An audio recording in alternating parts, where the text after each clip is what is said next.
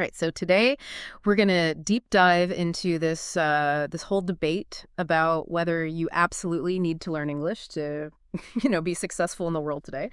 And what we have is a transcript from a YouTube debate from a channel called SKMBT. Okay.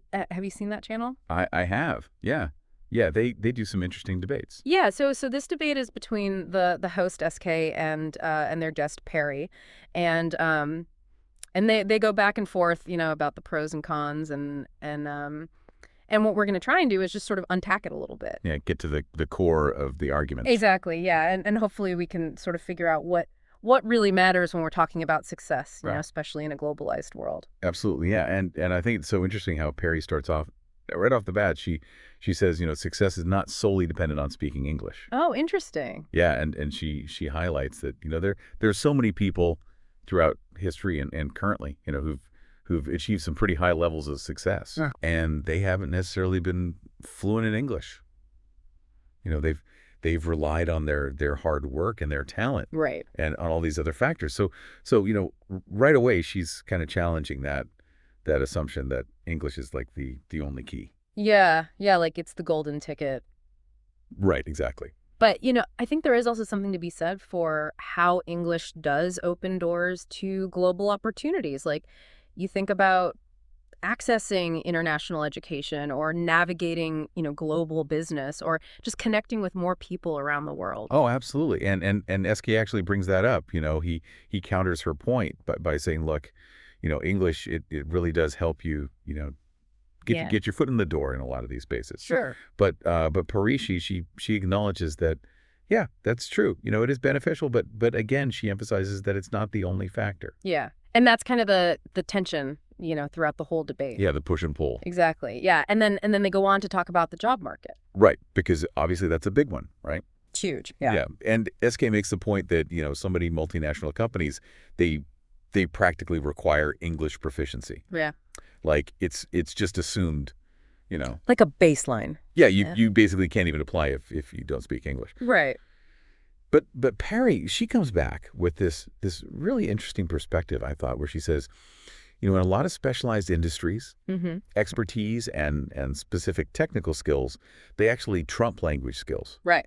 It's more important that you know what you're doing than what language you speak. Right. And she also brought up countries like China and Japan and Germany, where they have these really strong economies. Yeah. And a lot of their business is conducted in their native languages. So are they at a disadvantage then because they're not using English as much? That's the question, isn't it? Yeah. And I think, what's really interesting about Perry's point is that it really depends on what we're talking about. Yeah. What field are we talking about? Yeah. What specific job are we talking about? Yeah. It's very context dependent. Okay.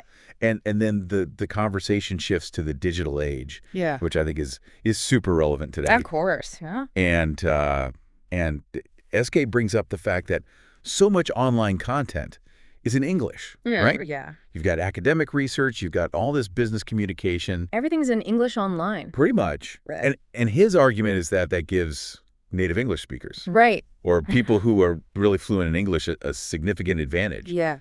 But then Perry, she acknowledges that, yeah, currently that's true. There is this advantage. Right. But she also points out that technology is constantly evolving. Right. Translation tools are getting better and better. That's true. And all of this is working to kind of break down language barriers. Interesting. And she really leaves you wondering, how long will this English dominance online really last? Yeah.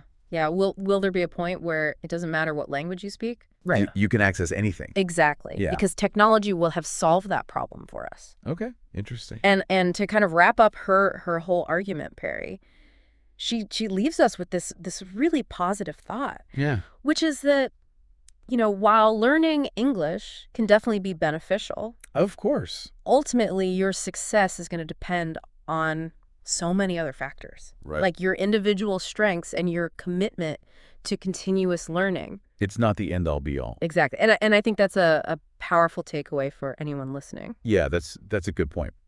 So let's just recap a little bit. We dove into this whole debate, about English being essential for success. Right. We talked about the opportunities that it opens up, the fact that it's so prevalent in the job market in the digital world.